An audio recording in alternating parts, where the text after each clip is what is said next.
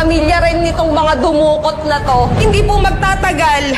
Kung ano po yung nararamdaman namin sa loob namin at nararamdaman ng mga maliliit na anak namin, mararamdaman din po ninyo yun. Nyo na kung sino yung tinutukoy ko.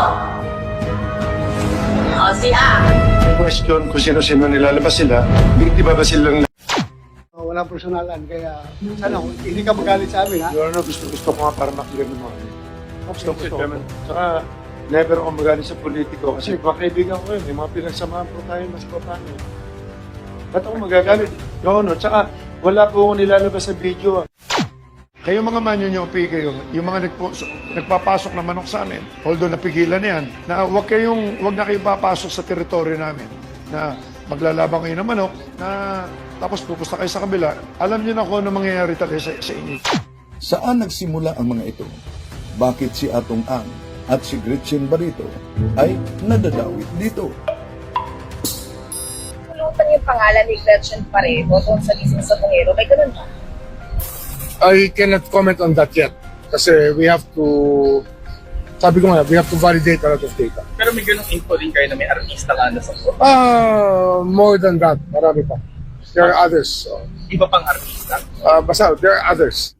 Ang online sabong ay naging sikat sa mga sugarol noong 2019 dahil sa COVID-19 pandemic. At sa panahong ito, ang sabong ay naging legal sa ating bansa. At may napaulat na mga pandaraya. Ang halimbawa sa mga pandaraya ay ang pagpipilay sa mga manok, ang pagpupurga sa mga manok upang manghina ito, pinapaliguan ito at ibublower pag ilalaban na. At ang tari ng manok ay binabaliktad nila at pinapupurol. At nagalit sa naturang dayaan si Atong Ang, isang kilalang negosyante at kapitalista sa isabong.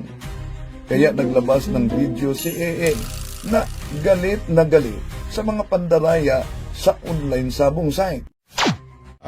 Dalawang website ko, yung sa amin na W20 Live. Ito yung tinatayaan nyo na website namin. Kaya kayo nakakataya dyan dahil mayroong mga agent, master agent, lahat ng klase ng agent. So, ang ibig sabihin niyan, ito ang original namin na isang taon na natin tinatayaan yan. More or less, andyan yan. Ngayon, yung mga agent na yan, nag-double agent, triple agent, pwede naman sila mag-double or triple agent as long as ang ibinebenta nila, hindi nila niloloko mga tao. Yung mga under ng PAGCOR, dapat yun lang sila. Hindi yung nagnanakaw sila ng palabas, niloloko nila mga tao, ganito nila kayo niloloko. Kayo ngayon, alam ko, ginagamit nyo ngayon ito. Lahat ng tumataya sa W27, tingnan nyo maigi. Itong W na merong dash sa gitna, illegal yan. Tingnan nyo ang ginawa ng mga tarantadong yan. Pinareho nila, pareho lahat, ninakaw nila ang video namin, gumawa sila ng domain, lahat pare-pareho, yung mukha niyan, lahat pareho. Nagsama-sama kasi ang ilan sa grupo, yung mga agent na yan. Tingnan mo kung gano'ng katarantado ginagawa nyo. Ito ang binibenta nila, original. Tapos sasabihin nila, lumipat muna kayo dito. Hindi alam ng mga mananaya, ng mga nanonood, na illegal na pala ang tinatayaan nila. Kumbaga sa ito ang tunay na kumpanya, na ang kumpanya natin na nagbabayad ng tax, nagbabayad sa PAGCOR, nagpapagamot ng mga tao, lahat ng klase ng taxes, binubuhay ang industriya, gumawa sila ng isang kopya para magnakaw itong mga tarantado na itong mga agent na to. Nakita mo ngayon, yung mga iba hindi na maka-withdraw. Tinayaan ng mga CIDG at saka NBI ngayon. Hindi na maka-withdraw. Subukan nyo mag-withdraw. Hindi kayo makaka-withdraw, hindi kayo makakapasok. Pinapaliwanag lang namin, kayo mga gago ngayon. At may babala siya sa mga taong namimirata sa kanyang site. Lahat yung mga website na yung mga agent na yan, tandaan nyo to. Ganito lang kayo maiipit eh. Gumagamit kayo ng GCash, Paymaya, lahat ng payment system. Huwag nyo nga kalimutan, meron kayong ID, meron kayong mga address, meron kayo lahat dyan. Nakuha na ng mga CIDG yan, NBI. More or less kilala na namin yan, okay? Kaya kayo mga agent kayo, magkakasama tayo nagsimula rito, pinipilit natin maging maayos, makinig kayo maigi. Kaya tandaan nyo to, pag hindi kayo tumigil, ako nakatingin ako sa inyo yan. Tignan nyo maigi kung ano mangyayari sa inyo. Okay? Kapareho nito mga manyonyopi na to. Huling-huling beses ko pa itong sasabihin sa inyo. Although alam ko naman, medyo natahimik na. Kayo mga manyonyopi kayo, yung mga nagpapasok na manok sa amin, although napigilan yan, na wag na kayo papasok sa teritoryo namin, na maglalabang kayo ng manok, na tapos pupusta kayo sa kabila. Alam niyo na kung ano mangyayari talaga sa inyo dyan. Wala kang kwenta-kwenta, pera lang yan. Kayo mga agent kayo, ayusin na natin, hanggang di pa kayo nasasaktan, tigilan nyo na yan. Tama na yan. Pagkatapos ng ilang araw, nagsimula nang nawala ang iba't ibang mga sabungero. Nagsimula ito kay Michael Bautista noong Abril 28, 2021, kung saan sinundo ito sa dalawang mga tao na nakapusas. Sunod si Ricardo Lasco, kung saan noong August ay niluuban ang kaniyang bahay at siya ay isang chicken breeder at master agent sa isang online sabong at napakarami pa pong nawala. Pagkatapos nito, simula ang investigasyon noong 2022 kung saan nakipag-usap ang PNP sa mga managers at security guards sa arena at isinaad na may nangyaring dayaan kaya hinuli ang mga ito. Hindi tumigil sa paghahanap ng hustisya ang mga miyembro ng pamilya sa mga nawala ng missing sabungeros hanggang lumitaw si alias Tutoy at idinawit ang kanyang buos na si Atong A. Affidavit ko yan, Mr. Charlie Atong Ang, then Eric De La Rosa, Engineer Celso Salazar. Sila ang mastermind sa nawawalang mga sabungero. Sila ang utak ng lahat. Si Mr. Eric De La Rosa, siya ang nagmamonitor ng mga palabas. Pag alam niyang tsupi, pinapaalam niya kay Mr. Atong Ang, then mag-uusap sila ni Celso Salazar, then itawag sa akin na i-hold yung mga taong nagtsupi. Kasi Mr. Atong Ang, siya yung chairman ng Pitmaster. Siya ang pinaka-mastermind at siya ang nag-uutos na talagang iligpit yung mga yan. Sa paano paraan? Katulad ng sinabi ko, may mga taong membro ng PNP na inuutosan para kumuha doon sa binyo. Sa mga taong nagtaka, bakit ngayon lang ako lumutang? Ngayon, lumutang ako dahil alam ko ang pinagkatiwalaan kong tao na ang ating PNP chief na si General Torre. Alam kong hindi niya kaya bayaran ng pera yan. Ano naging papel mo dito sa missing sabungero? Ba't ikaw ay kasama sa kinasuhan? Sa totoo lang, wala akong kinalaman dyan at isa lang akong utosan niya na bilang farm manager. As a matter of fact, the first time that his name is coming out now is precisely because this alleged self-styled whistleblower is in need of money. And that is why he is holding in abeyance the filing of a sworn statement. In the Manila case, the lawyer handling the Manila case has already intimated to us that one of the accused there will be a legitimate whistleblower who has been interviewed by us as well. No, not by us, but by that lawyer handling the case, who will point to this Don Don as the one responsible. Not the one responsible. Operationally and logistically, all the people around him or the people who have disappeared were under his supervision. Wala na sila. Maawa naman sila sa amin. Napakahirap sa bilang isang ina. 2 anak mo, nawala. Nawala naman ikaw alam na kagalit nila. Nagmamakaawa po kami sa pamunuan ng WPC na sana naman po makipagtulungan po kayo sa amin. Makipag-usap po kayo sa pamilya, sa mga pamilya ng nawawalan para magkaroon po kami ng idea kung ano pong bang nangyari, kung ano pong ginawa nyo sa kanila. Sana po tulungan nyo po kaming makita, tulungan nyo po kaming mahanap. Nagsumbong nga kami sa NBI. Anong sinagot sa akin para akong sinakluban ng isang drum na malamig na tubig na sinabi, ay nay, wala na yun. Pag ganitong 24 oras nang nawawala, wala na yun. Baka malay nyo, sinindihan na ng sinilaban na yun kasamang goma. Wala na tayong Bigla akong lumabas para akong Para kung hindi ko malaman kung anong parang kulang na lang atakihin ako. Okay, atensyon kay NBI Director Santiago, no? Ang pahayag ng ina ni Lasco na nang lumapit daw sila sa ahensya ng NBI, may nagsabing wala na yan, baka sinunog na yan. At para umanong aatakihin siya. So, panawagan natin kay NBI Director Santiago na maimbestigahan yan. Sino kaya sa kanilang ahensya ang nagsabi sa naturang matanda? Baka wala na yan. Sunog na yan. No. Na maimbestiga. Nakaanib mismo sa NBI. Ang mga pandaraya sa sabong, mga kapatid, ay tinatalakay ito sa documentary sa Kwento ni Juan channel. At ito pala ang iba't ibang mga pandaraya. Bakit yung mga sindikato na mga malalaki ay nagalit?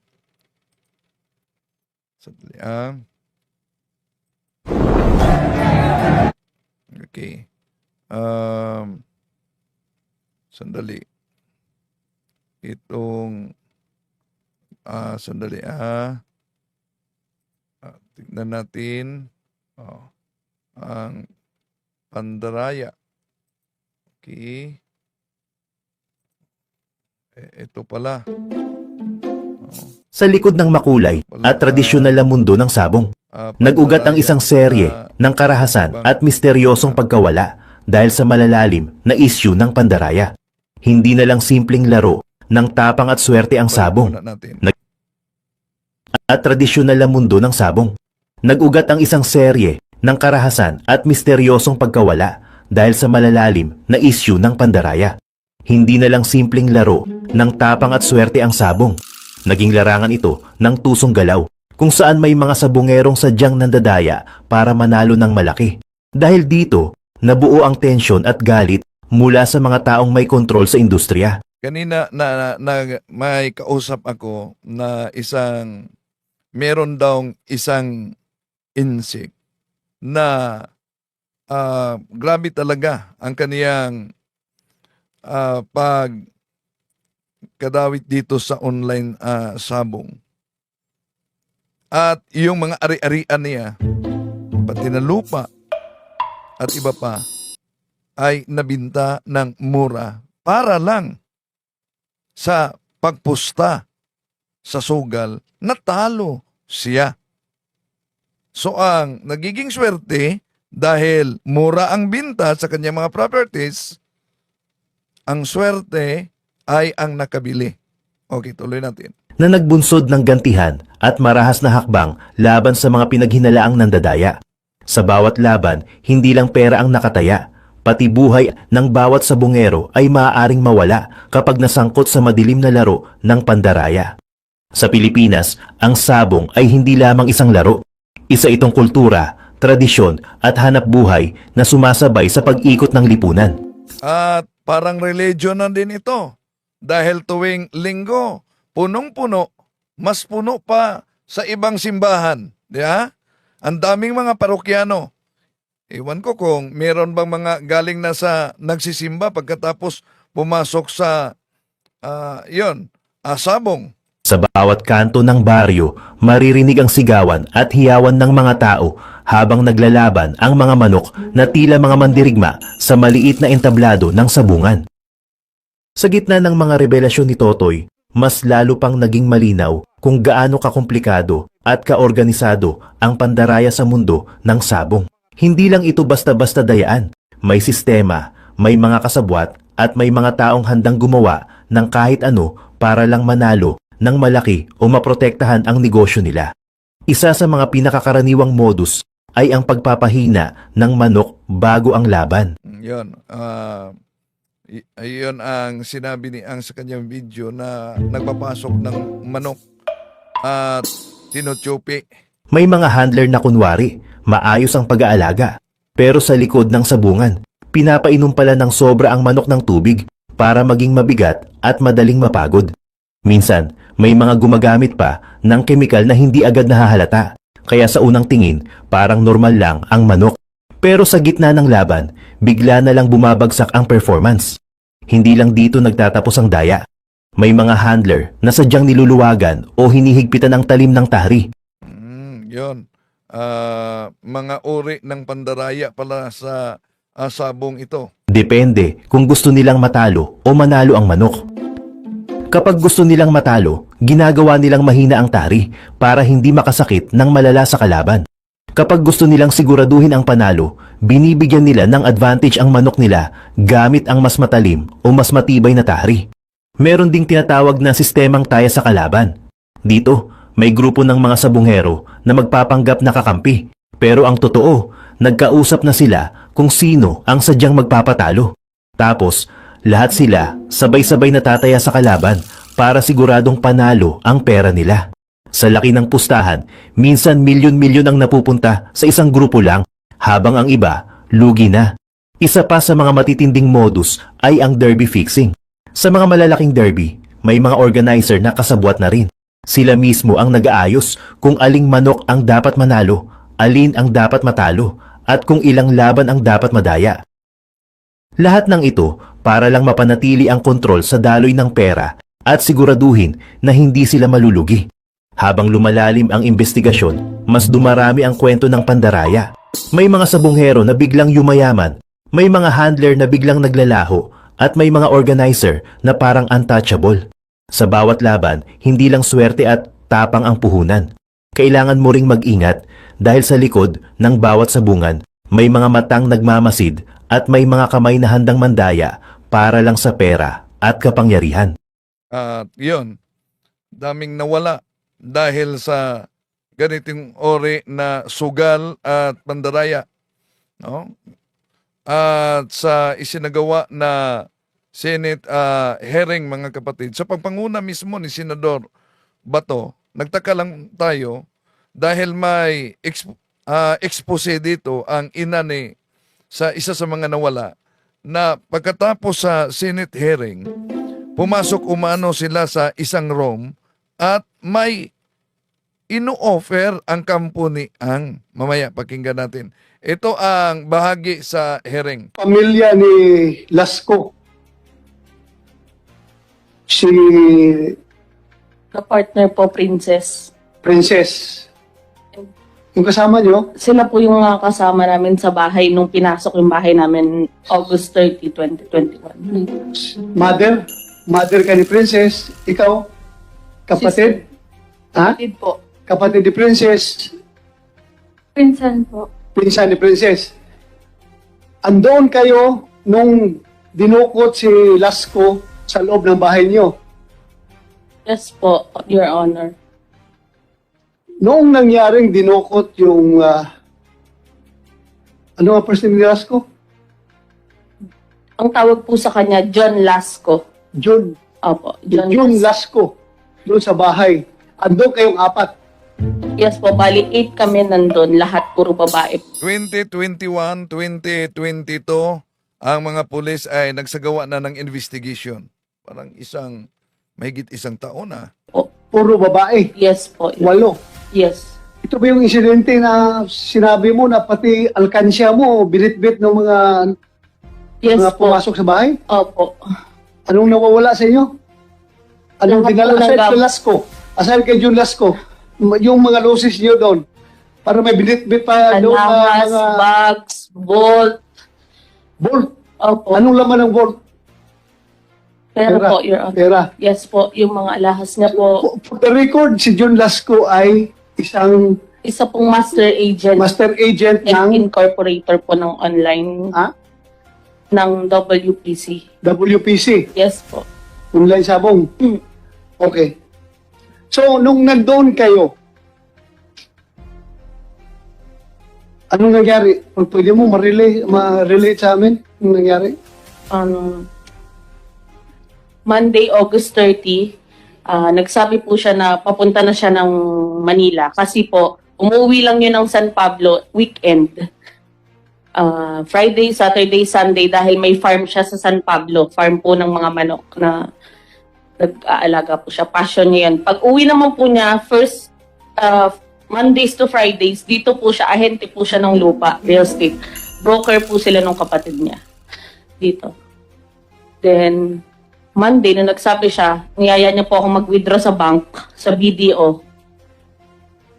After po no, nagpunta na sa palengke, at magluluto po yun ng breakfast. Tapos, pag uwi po namin, automatic yung gate habang bumubukas. Pagbaba namin ng sasakyan, actually kasama ko po yung pinsan ko that time sa loob ng sasakyan. Ako, yung baby ko na 2 years old, at siya po. Habang nandun daw po ako sa nagwi-withdraw, naka-hazard siya, may tumatawag na po, sabi nung pinsan ko, sa phone. Kaya lang, hindi niya daw sinasagot. Hawak na lang yung baby ko, hinihintay lang po nila ako. Then, pag uwi po namin, pagpasok namin ng gate sa bahay, siya ang unang bumaba, umupo siya dun sa may garage po. Maglalaro siya kasi that time po is may laban, may entry siya ng manok sa Santa Cruz. Kaya po walang tao, walang driver. Yung mga tao niya sa farm nandun po. So after po nun, habang naglalaro, habang pumwesto na siya, hawak niya po niya, bumaba po ako, may nagpasukan na ng mga tao. NBI kami, may warrant ka. Sabi ko, napatingin po akong ganyan. Tapos sabi niya, wala po akong kasalanan. Nagtaas agad siya. Pinapasok po kami sa loob. Pagpasok po namin sa loob, pinasasan siya. Then sabi sa akin, may kaso yan, estafa, large-scale estafa. No bail, sabi po nung mga pumasok. Nagbababa po ng mas yun, is I'm not sure kung bakit. Basta inaayos niya po siguro. Kaya nakatingin lang po ako, sabi nung mama ko, nakatulala lang daw ako na siya lang kinakausap ko. Wala po. Sa totoo lang po. Yung iba pa nga po may utang sa amin. Paano po kami magkakautang ng million daw po? Tapos yung iba na pong mga tao pumapasok na. Eto po yung pinsan ko. Inalalayan pa siya sa sasakyan po. Pinababa siya. Late siyang bumaba po. Ano mga suot nila? Naka-uniforme? Naka-civilian? Naka-black po. May mga naka-shorts. May ibang naka-shorts na hindi ko alam kung nakuha lang sa kanto yung iba na mga... Okay. Pero yung pong mga ilang tao na nakaharap sa akin is mga tindig, talagang kita mo na mga leader, not sure. Basta po ang sinasabi is, wag kayong magulo, nakakahiya sa mga kapitbahay kasi may kaso yan, makaano sa kapitbahay. Ngayon sabi ko, Pakilala nila si NBI po sir. NBI. Yes po. Yun, ang pakilalang NBI may warrant of arrest daw. Dapat binigay yung sabi nilang warrant para mabasa kung ano ba talaga search warrant o warrant of arrest mo yun. Ayaw po nila. Dahil may dinala pa. Ibigay yung warrant, ginaganon lang. Wala po. Natutulala na po ako nun eh. Tas sabi po nila, sabi ko, pwede po bang makahiram ng phone para matawagan ko po yung family? Makasunod po kami. Puntahan niyo sa Batangas. Nagsalita po ng Batangas. Nagulat kami. Nag-sync in po kasi lahat habang Tapos bigla pong sinabi sa Manila, tough. O sige, may iwan kaming mga tao dyan. Nagsalita pa po na ganun. Sabi ko, sige na po, hinabol ko pa po palabas. At kinato ko pa ang sasakyan dahil gusto ko nga makahiram ng phone or makasunod po kami sa police station kung may kaso nga po talaga, sir. Pero ito po, yung pinsan ko, may sabihin po siya kasi siya po yung inakay mismo nung pinababa. Sige, wala lang naman to. Sige, Miss Honey Lynn Sason. Go ahead. Nung nasa sasakyan po ako, nakita sina Ate Ses po nasa loob na po ng bahay. Ako lang po naiwan doon sa sasakyan. Tapos nakita ko po yung ibang mga lalaki nakaitim na nandun pa po sa may pinto, dun sa may garahe po. Tapos po, yung driver seat po, yung pinto po niya bukas. Tapos nakita ko po sila, nung nakita nila ako na nagaganunan po sila, na ang sabi po may tao pa sa loob. Nakita po nila ako sa sasakyan. Tapos po, nung nakita po ako, may isa po lalaki lumapit sa akin. Tapos sabi niya, bumaba ka na dyan, wala lang naman to. Mahinahon pa po yung pagsabi niya sa akin nun. Tapos po, Sandali. Okay ba? Ano, Pwede ba tanggalin mo yung ano? Mahirap, hindi masyado maintindihan. Ano yung sabi, yung, ano sinabing bumaba ka? Sabi po niya na na bumaba ka na dyan, wala lang naman to. Sabi niya po sa akin. Wala naman to. Opo, ayun po ang sabi.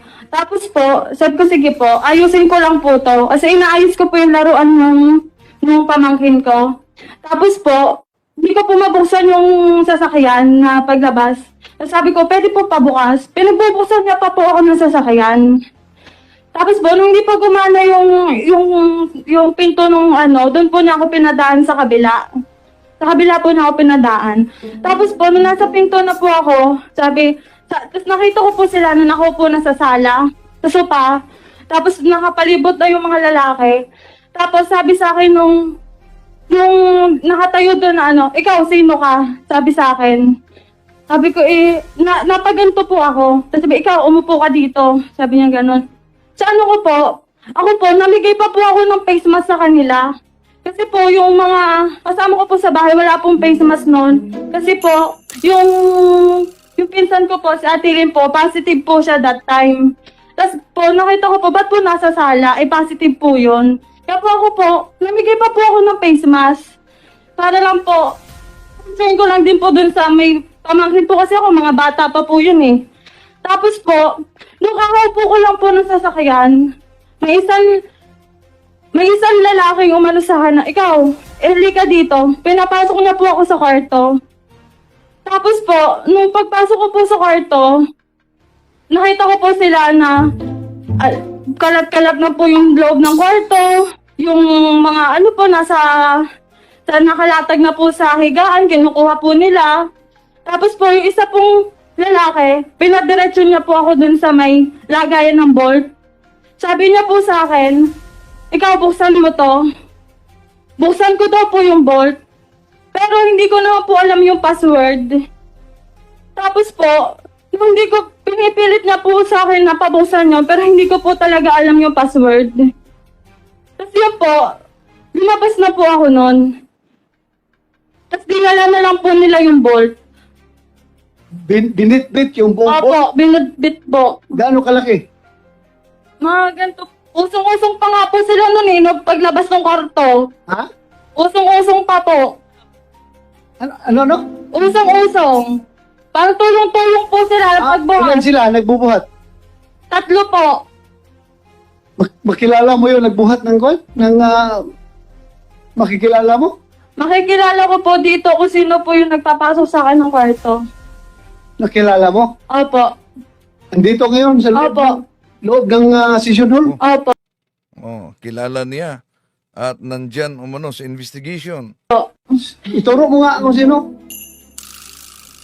Sino? Huwag kang mag-alala. Paan dito? Turo mo. Saan dyan? Ang pangalan? Si Mr. Roy Navarrete po. Navarrete.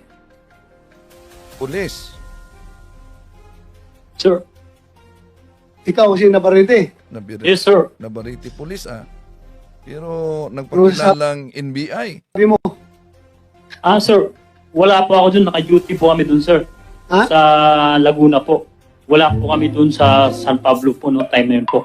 Hindi basta kung ito, babae ito ha, powerless ito, mag-akusa sa isang pulis, nandito pa sa harap ng maraming tao. Hindi ito basta sabihin ko lang sa'yo na powerless itong tao na ito, hindi ito pwedeng i-coach, hindi ito pwedeng turuan. So, nandoon ka, wala ka? Yes, Your Honor. Wala po ako dun po, yes, Your Honor. May mga evidence po ako, Your Honor, na nag-iikot po kami sa checkpoint kasi po... Kung kayo yung involved doon, kaya siguro hindi nag-responde yung tawag ng police assistance doon sa San Pablo Police Station, hindi nagre-react yung mga police doon dahil nga kayo yung nandoon. No, sir. Ano? Your Honor. Uy, Nasaan ka uli? Mr. Navarrete? Saan ka nandoon ng mga oras na yun? Anong date? Sir, nag-ikot po kami sa mga checkpoint po sa Lumban. May mga, po kami, picture po kami dito, sir, na magpapatunay po na nasa Lumbang kami, sir. nasa check ko lang sir anong mga time na yon. Kasi may Anong oras? Anong araw ulit nangyari yun? Exact date, Miss... malayo po yung area sir, dun sa San Pablo, dun sa Sandali lang. Linawin lang natin mabuti, ha? Miss Sanilin, anong araw yon? August 30 po. August 30. 30, 2021. Opo. Okay. Anong oras? Mga 9 po. Mga 10. Mga 10 ng umaga. Inabot po ng 10 na po. Around 10 o'clock ng umaga. Opo. Okay. August 30, around 10 ng umaga. Nasaan ka, Mr. Navarrete?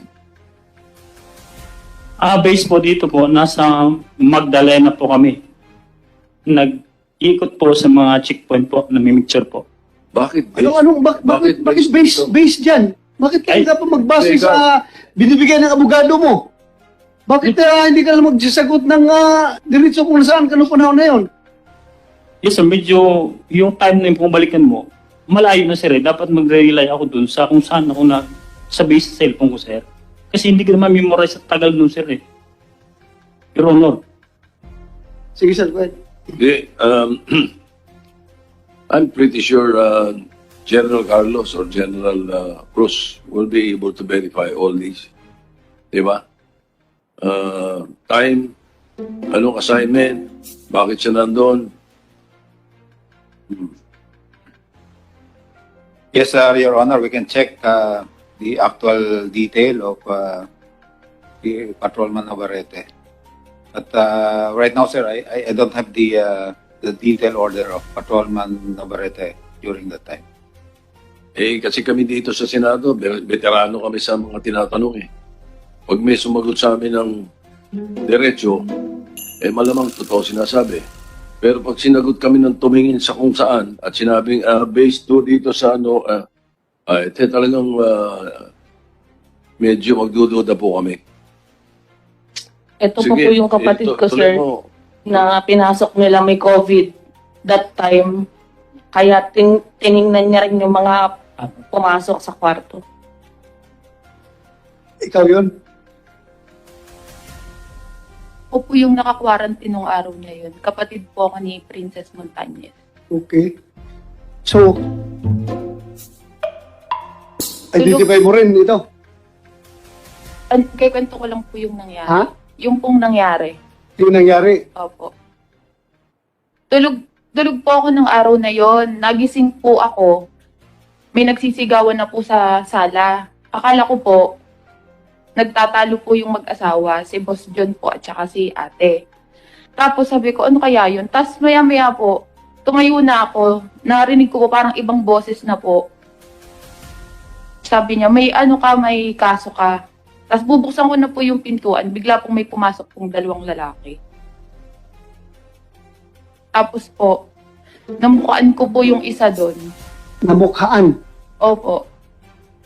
Andito ngayon? Opo. Ituro mo kung sino? Si Roy Navarrete po. Navarrete? Opo, Navarrete. So, dalawa na ang nagturo sa kanya na pumasok sa kwarto. No? 2 na ang nagturo na siya ay pumasok sa kwarto na mukhaan nila. Kayo nagtuturo kay Navarrete na pumasok doon sa bahay niyo.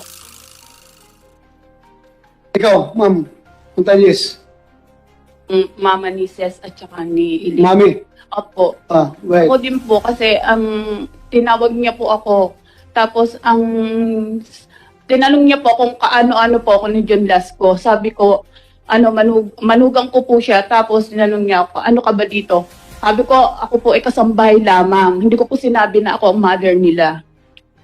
Basta sabi, tapos tinanong niya po ako, pwede ba buksan mo yung vault? Sabi ko, hindi ko po alam yung password. Ang nakakaalam po ay ang secretary niya. Tapos sabi, pinaturo niya sa akin yung vault. Sabi ko, hindi ko nga po alam. Sino? Sino yung niya? Roy, si Mr. Roy Baronet. Navarrete? Opo. Yun, 3 na. 3 na ang nagturo ni Navarrete. Paturo niya yung? Yung vault, pinabubuksan niya po sa akin. Tapos? Sabi ko, hindi ko po alam yung password. Namukhaan ko po din yung mata niya. Ha? Yung mata niya po at taas niya. So, apat kayo nag-identify dito Opo, kay Navarrete. yung pong pamangkin ko, siya din po yung kumuha sa akin. Yung pong lalaking yan. Ito po yung magkasamang Kami po ang magkasama ng pinapasok dun sa pamangkin ko. master's Pinapasok bedroom. po kami sa kwarto. Nakakapagtaka lang po, alam nila lahat ng kukunin sa bahay. Grabe, inuna po nila yung kwarto namin. Paano po? As in, lahat ng gamit doon. Yung mga pictures po na talagang grabe yung Ultimo pong baboy, talagang sinaksak nila. lahat po ng gamit namin, 8 kami sa bahay, kinuha. Kahit yung mga wallet ko po, yung mga pera doon na nakasingit. IDs, lahat walang itinira sa amin. Bag ko po, kinuha din nila. Mga ID ko. Doon po nila lahat nilagay yung cellphone sa bag ko. 10 cellphone po yun, sir. Diyos ko, halos idinamay pa po nila yung tao. Roy Navarrete, Hindi ko po alam. Yes, sir. ito, 4 na babae ito nag-identify sa'yo. Yes, sir. Ikaw pumasok doon sa bahay nila, pumuha sa, kinuha ninyo yung si June Lasco. Tapos kanina, yung dalawang magkapatid din, ikaw rin tinuturo. What a coincidence. Ano tingin mo? Makukumbinsi mo pa kaya ako? Yes, sir. Makukumbinsi mo pa kaya ako na wala kang kinalaman dito? Na ito, si Parit. Dito sa investigation na ito, kinakabahan na ang nasa likod sa pagkawala sa mga asabungero, lalo na ni Lasco. Bakit? Ang tanong lang dito, bakit hinayaan kaya ni Senador na nanguna sa investigasyon, Senador Bato, na itong mga iniimbestigahan, itong mga kapamilya sa nawala na sa bungero, pinatawag nila ni Ang daw. At may offer si Ang. Ito sa interview, pakinggan ninyo. Kasi pinapasok kami sa isang kwarto na kinausap kami na kung gusto namin tulong habang naghihiring kami doon sa Senado. Pinapasok kami break time. Break time ha? Habang naghihiring break time sa Senado, pinapasok sila at may offer. Pinapasok kami doon, ando doon si Atong Ang, yan si Dondon, yung si Attorney Carol, at saka Jacob. Marami. Lahat kaming grupong magana. Pinapasok kami doon. Isang long table. Inoperan kami agad na, sige, tulungan nyo yan. Ganon, tulungan kami. Si Mami, bigyan ng bigyan niya ng ng lifetime medication sa Lifetime medication, bigyan. sa lahat. Pero hindi kami kumita. Yan. So, imposible naman kung hindi alam ito ni Senador Bato na ang mga inimbitahan nila sa Senate hearing ay pinatawag pala sa isinagawang break ng hearing at may nag-offer. Alam kaya ni Senador Bato ito? Tuloy natin. Kaso ito ikaw tinuturo ng 4. Tapos yung kanina, 2 magkapatid na yung kinasuhan nyo ng drugs, ikaw rin ang tinuturo. Grabe naman coincidence yan.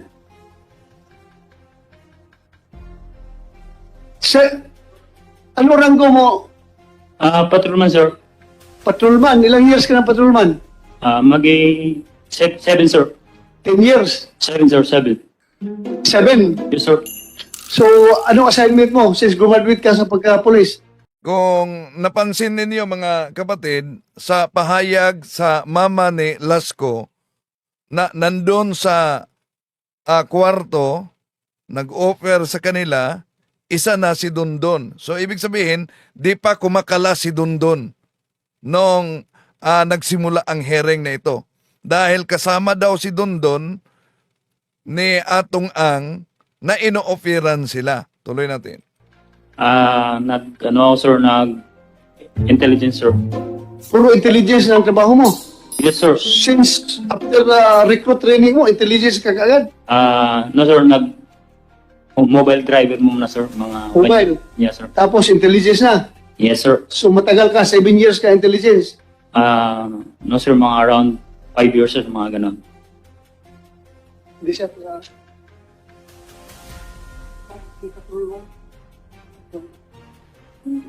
recruit.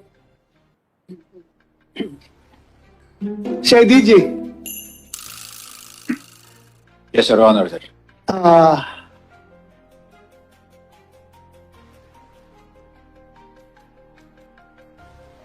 Nabablanko na ako. Sige, sir. I-take ito. sir. General Cruz, Yes, Your Honor. in the light of 6 testimonies,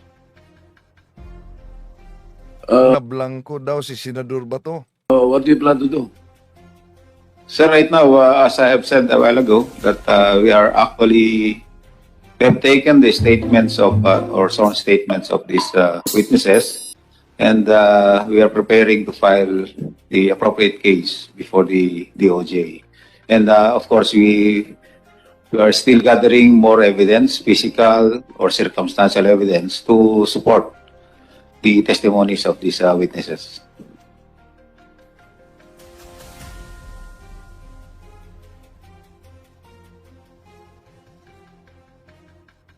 I have talked to the Chief PNP a while ago before he left for national yung importanteng meeting niya. But anyway, ang action taken daw niya to this PIB people, ilipat niya sa Kamkrami. At sa isang bahagi sa hearing, may sinabi si Atong Ang kay Senator Bato na may pinagsamahan daw sila. Mga kaibigan ko may mga pinagsamahan po tayo mas iba paano eh. Ba't ako magagalit? Your Honor, tsaka wala po ako nilalabas sa video. Ang huling-huling video ko, yung huli... So di daw siya magagalit dahil may pinagsamahan sila. Walang personalan, kaya... So ito ang investigation na sabi niya sa harap ni Atong Ang, walang personalan daw ito. Sana, hindi ka magalit sa amin, ha? Your Honor, gusto ko nga para maklear ng mga... Okay, Tsaka, So, parang takot ata si Senador Bato magalit si Atong Ang dito never ako magalit sa politiko kasi lumaki na ako na po. Then, Thank you. Gcash, tomorrow, one day. May we ask for a reasonable time to comply because I think it may take What is reasonable for you? 3 to 5 days, Your Honor. We'll just submit the... Yun ang bahagi na sinabi ni Atong Ang na may pinagsamahan sila. At kung ibalik natin yung pahayag sa interview ng ina ni Lasco, sa break mismo ng isinagawang Senate hearing, pinatawag sila at pinapasok sa room. Kasi pinapasok kami sa isang kwarto na kinausap kami na kung gusto namin tulong habang naghihiring kami doon sa Senado. Pinapasok kami break time. Pinapasok kami doon, doon si Atong Ang, yan si Dondon. So kasama pa si Dondon, yung tumindig ngayon na testigo. Yung si Attorney Carol. At nag-offer daw. At saka Jacob. Marami. Lahat. Ang tanong dito, alam kaya ni Senador Bato itong pagpatawag sa mga inimbita nila para sa investigation na papasok sa isang room para kausapin ni Atong Ang? Kaming grupong mag-anak. Pinapasok kami doon. Isang long table. Inoperan kami agad na, oh, sige, tulungan nyo yan, ganon, tulungan kami. Si mami, bigyan ng ano yan, bigyan niya ng ng lifetime medication sa pang-hospital, sa pang ano lahat. Pero hindi kami kumita. So, sa naturang Senate hearing, di pa kumalas si Dondon. Pero nang kumalas na, naunang sinabi ni Atong Ang sa press conference, kasama ang kanyang abogado, na nagbigay umano siyang ilang milyon para sa kandidatura ni Dondon. Pero, grabe talaga ang revelasyon ni Dondon. Tumulong ako kay Dondon nung eleksyon. Nung eleksyon, humingi pa siya ng 12 million, binigyan ko pa ng 12 million. Mr. Atunghang, ano nangyari kay Chavit noon na ginulo mo, napatayin nyo rin? Tingnan mo, nagulo rin ang buhay mo. Ngayon, kumuha ka pa ng witness na yung nagbitbit sa missing sabongero, yung nakapula kanina na sa likod mo, na si Rogelio Toto Burican, at saka yung nakasombrero na naka-white, na si Rodilo Anigig.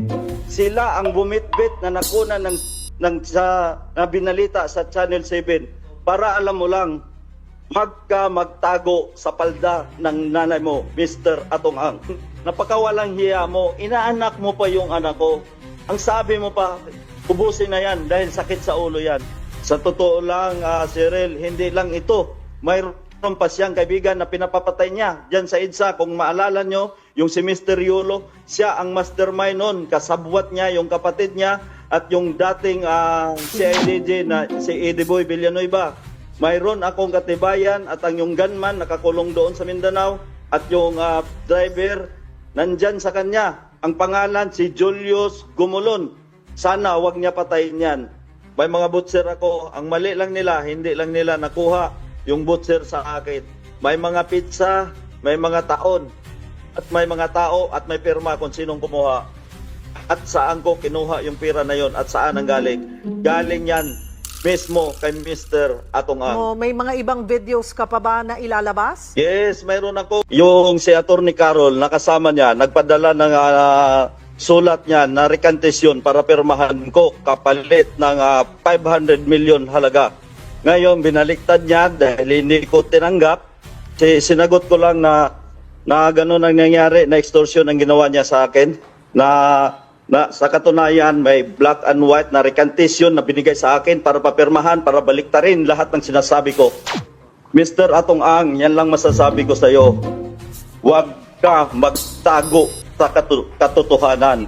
Alam mo to, ikaw mismo nag-utos sa akin at ikaw mismo ang nagsabi dyan sa grupo ng mga pulis na iligpit na yan. Paano mo sabihin na hindi ko alam?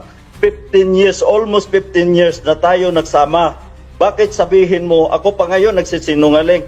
Mr. Atunghang, ano nangyari kay Chavit noon na ginulo mo, napatayin nyo rin? Tingnan mo, nagulo rin ang buhay mo. Ngayon, kumuha ka pa ng witness na yung nagbitbit sa missing sabongero, yung nakapula kanina na sa likod mo, na si Rogelio Toto Burican, at saka yung nakasombrero na naka-white, na si Rodilo Anigig. Sila ang bumitbit na nakuna na binalita sa Channel 7 para alam mo lang, magtago sa palda ng nanay mo, Mr. Atunghang. Ang sinasabi ho nila ay kayo ang nangingikil sa kanila at 300 million pesos at nag-iikot daw ho kayo para nga doon. At mayroon din daw silang mga pruweba and mga messages and pieces of evidence na makapagpapatunay na kayo ay nangingikil. Nakakatawa naman, isang bilyonaryo, isang makapangyarihan na tao, kikilan ko. Ubod ng sinungaling yan, Cyril. Alam mo na yan. Kaya katulad ng sinabi ko kanina, ang ganyang mga witness against sa akin, yun yung suspect na bumitbit ng dalawa ng nawawalang missing sabongero. Yun yung si Rodilo Anigig at si Toto Roger Burican, yung nakapula kanina. Yan yun.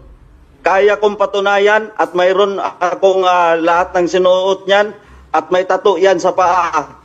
Kahit tingnan nyo yung video, may tato sa paa yan si Rogelio Toto Roger Apla Kurikan. Simula noon na tinatawagan niya ako na nagmamakaawa siya sa akin, simula noon na nirecord ko ang mga sinasabi niya, hindi na yan tumatawag sa akin at hindi na nagtitext kasi gagamitin ko against sa kanya yung mga sinasabi niya. Nalaman niya, nakiusap niya sa akin na doon, mahal na kita bilang anak na kita. Sunduin kita sa airport, ako na mismo magsundo sa iyo, ayusin natin to. Ang galing niya magsinungaling. Nanghingi daw ako sa kanya para daw sa panganganak ng asawa ko. Mr. Atong Ang, may pera na rin ako dahil sa negosyo natin. Hindi, kahit kailan, hindi na ako magmamakaawa sa'yo. Hindi ako magmamakaawa sa'yo dahil ang pinaglaban ko dito, buhay ng pamilya ko, Mr. Atong Ang. Kaya kong patunayan ang sinabi mo pamilya. Biruin, napakawalang hiya mo, inaanak mo pa yung anak ko. Ang sabi mo pa, ubusin na yan dahil sakit sa ulo yan. Para alam mo lang, Mr. Atong Ang. Sagot ko sa kanya, pag-isipan ko na lang mo na yan. Ang gusto ko, manahimik, sabi ko sa kanya, dito lang ako sa probinsya, yun lang. Ngayon, hinahamon niya ako na puro kasinungalingan ang sinasabi ko. Mr. Atong Ang, wala akong kakayahan para patayin ko yung 100 sabungero, nawawalang sabungero. Dahil isa kang siguro, sugo. Sa totoo lang, Cyril, hindi lang ito. Mayroon pa siyang kaibigan na pinapapatay niya. Diyan sa EDSA, kung maalala nyo, yung si Mr. Yulo, siya ang mastermind nun. Kasabwat niya, yung kapatid niya, at yung dating CIDJ na si Eddie Boy Villanueva. Mayroon akong katibayan at ang yung gunman nakakulong doon sa Mindanao at yung driver nandyan sa kanya. Ang pangalan si Julius Gumulon. Sana wag niya patayin yan. Yun mismo ang driver ng gunman. 100 sabungero na ang sinasabi mo na pinapatay. 108. At saka, may latest na pinatay nila, yung sa nagnakaw ng manok, dyan sa Lipa. Alam nun, pati yung hepe, sabi nga nung hepe, kasi kaklase yan nung polis na pumatay. Tuwagan ko siya, akala ko ba, boss, tumigil ka na sa patayan. Sabi niya sa akin, hindi ko alam yan. Ngayon, yung pangalawa na nagnakaw din doon sa Siniluan, kahit imbestigahan nyo sa police station. Isa ang nakuha nila, napatay nila yon na itapon din sa Talik, pero mayroong isang nakatakas. Alam ng buong Siniluan yan na mayroon siyang pinadukot at mayroon nakatakas. Okay. Pinipilit niya ako, nabayaran niya ako, gawin niyang 500 million, una, sinabi niyang 300 million. Ngayon, hindi kaya ng konsensya ko. At buhay na ng pamilya ko ang nakataya dito. Sa tingin niya, kaya niya ba akong lukuhin? Kaya ako, nanawagan ako sa ating PNP chief na si General Torre at sa kay DOJ Remulla at sa mahal kong nating Pangulo. Ito na ang pagkakataon, mahal na Pangulo. Tulungan nyo naman ako sa sitwasyon na ganito at alam ko, hindi basta-bastang tao itong kaharap ko ngayon. Puro kasinungalingan lahat ng mga sinasabi niya. Kaya sabi ko nga kahapon, nung nag-interview, mayroon siyang ipapile ngayon, parang kinasuhan niya yung sarili niya. Paano nakarating, paano nyo napag-usapan yung sinasabi mong in-offer sa'yo na 500 million pesos? Yung si Atty. Carol na nandyan, nakasama niya kanina sa pag-interview. Yan ang inuutosan niya. May kopya sa akin. 2 beses ako pinadalhan. Nung una sabi ko, hindi ako papayag. Pangalawa, binago niya. Kaya itong sinasabi ko, 2 kopya ang nasa akin.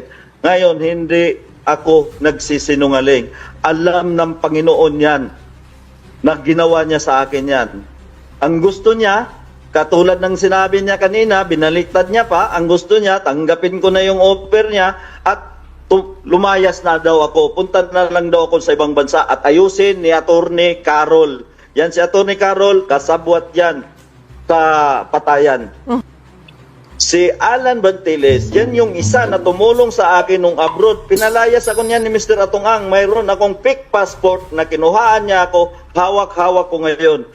Kami, si Alan, si Mr. Brown, yung inutusan niya na tumama sa akin sa Singapore. Ngayon, ginamit niyang tulay para makarating sa akin lahat ng gusto niya pangyayari. Kaya ngayon, mag-usap rin kami ni Mr. Brown na ganun ang ginagawa niya. Nakakahiya yung ginawa niya. Ano ang susunod mong aksyon ngayon ngang 5 kaso ang isinampa sa'yo ng kampo ni Atong Ang? Nandiyan ang kabilang ang extortion, attempted robbery at homicide. Cyril, kaya kong sagutin yan.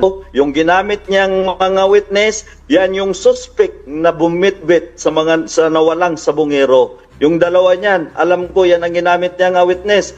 Si Rogelio, Toto, Roger, Purikan, Bakla. At saka si Rodilo Anig-ig. Yung nakasombrero na pula, yan yun. Kahit tingnan nyo sa video, pag-aralan nyo, at kaya ko ituro, yung sa video ng Channel 7 na pinalabas noon, may tato sa kanang paa yan. Left or right na tato. Basta nakita na may tato yan. Yung time ng kalakasan ng kainitan ng na ako ang pinagbintangan na ako daw ang nagbitbit. Yan, paano mo mapapatunayan ang involvement lahat nila? Cyril, katulad ng sinabi ko, almost 15 years na mahigit ako sa kanya. Lahat ng sikreto niya alam ko dahil pinagtiwala niya lahat sa akin. Hindi ko magawa lahat ng sinasabi niya kung wala siyang utos. Isang ordinaryo lang akong tao, hindi ako katulad niya na kaya niyang pabagsikin ang gobyerno. Dahil ako ang isa sa farm manager, lahat niyan. May video pa nga yan noon kay yung nawala sa Pablo, si John Lasco. May video pa ako dyan na hawak-hawak ko. Nung una nga, sayang yung mga cellphone ko na pinasunog niya. Nandun lahat yung mga tao kung paano katayin ng mga pulis. At lahat tinatawag niya sa akin, inuutos mismo niya sa akin. At ako mismo ang inabutan niya ng pira pagkatapos ng operasyon. Inaabot niya para gantimpala doon sa mga pulis na pumatay ng mga nawawalang sabungero. May mga matitibay ka bang maipapakita o ilalabas din na ebidensya na nagpapatunay dito sa mga nangyaring ito? Yes, mayroon ako. May mga butcher ako na binabayad dyan sa mga pulis na yan. May mga butcher ako. Ang mali lang nila, hindi lang nila nakuha yung butcher sa akin. May mga pizza, may mga taon, at may mga tao at may pirma kung sinong kumuha. At saan ko kinuha yung pira na yon at saan ang galing. Galing yan mismo kay Mr. Atong Ang. Binanggit nyo rin ho ang pangalan ni Gretchen Barreto na may alam sa nangyari. Ano ba yung basihan nyo rito? Bakit siya nadadawit ang kanyang pangalan? Bakit nyo idinadawit ang kanyang pangalan? Gretchen Barreto, Alpha yan, membro yan ng Alpha. Pangalawa, katabi yan mismo niya matulog. Imposible, wala siyang alam. Kaya ako nanawagan kay Ma'am Gretchen. Kumare ko naman din yan. Madam Gretchen, parang awa mo na rin sa sarili mo. Kung gusto mo, tumistigo ka na rin. Para mapatunayan natin, total, lagi ka nagsisimba, lagi ka nagdadasal, maawa ka naman sa pamilyang nawawala ng pamilyang nawawala. Bago mangyari yung mga krimen na yan, nag-usap-usap yung mga yan. Mayroong ibang ayaw pumayag, pero majority yung pumayag. Ang sabi nga ni Mr. Atong Ang, kung hindi natin gagawin ito, pabagsak yung negosyo natin. Kaya yan sila, nag-agree yan, kasama yan si Gretchen Barreto. Pati yung 4 na akusado na tinuruan niya na ako ang ituro na mastermind. Nandun sa farm niya yan, andun nakatira, andun ang pamilya, inalagaan niya yan at binigyan niya ng pera para gamitin niya against sa akin. Halata. Sabi ko nga, Cyril, kahit baliktarin nyo ang tanong nyo sa akin, kaya kong sagutin. Pero subukan mo tanungin yung 4 na yon. Tingnan natin kung makasagot ng diretsa sa inyo yon. Kaya sinasabi nyo ho ay pinapaikutan na kayo ng drone? Drone, yes. Pinaliparan ako ng drone. At saka, may patong na ako sa ulo, 50 million, Cyril. Kaya, yan, si Mr. Atungang, gusto niya ubusin yung pira niya. Magmamalinis lang siya. Sabi ko nga kanina, sayang yung binayad niya sa attorney. Sana, ibinigay niya na lang doon sa mga namatayan. Tinuring ko siyang tatay, umiiyak nga ako sa harap niya pag may mga problema ako. Pero ang hindi ko matanggap, Cyril, yung patayin niya buong pamilya ko. Okay lang sana na ako lang yung patayin niya. Tanggap ko yun. Pero ubusin niya yung pamilya ko, hindi ko matanggap yan. Katulad ng sinabi ko, inupiran niya ako ng pera para ayusin, hindi kaya ng konsensya ko. Okay, may development na. Alam na siguro ninyo kung ano yung nakuha doon sa Taal Lake, mga kapatid. Abangan ninyo, mula mismo ni PNP Chief General Nicolas Torre III ang development at nagkumpirma kung ano ang nakuha sa mga divers sa ilalim ng Taal Lake. Maraming salamat sa inyong pagsubaybay. Panalangin po natin na mabigyan ng hostisya, no? At managot ang nasa likod dito. Maraming salamat. Bye-bye. Hello mga kapatid. Follow and subscribe. Mr. Curious Catholic, marami tayong matutunan. Mapupuno po yung ating isipan sa mga katotohanan. Dahil ang katotohanan na magbigay sa atin ng tunay na kalayaan. God bless. Hello mga kapatid. Inanyayahan namin kayo. Huwag niyong kalimutan mag-subscribe sa kay Bro Dance Oberio and Mr. Curious Catholic. Marami kayong matutunan sa pamamagitan ng pagsubaybay niyan sa pagsagot sa pananampalataya na inaatake ng ating mga kapatid sa iba. Yung pananampalataya, and they are not only attacking the teachings of the Catholic Church, but proselytizing the good numbers of the Catholic. At sa pamamagitan sa pagsulotin niyo nitong Mr. Curious Catholic, Facebook page and YouTube channel, dami ninyong matutunan. Isabuhay natin ang ating matutunan. Rodillo et Iglesia.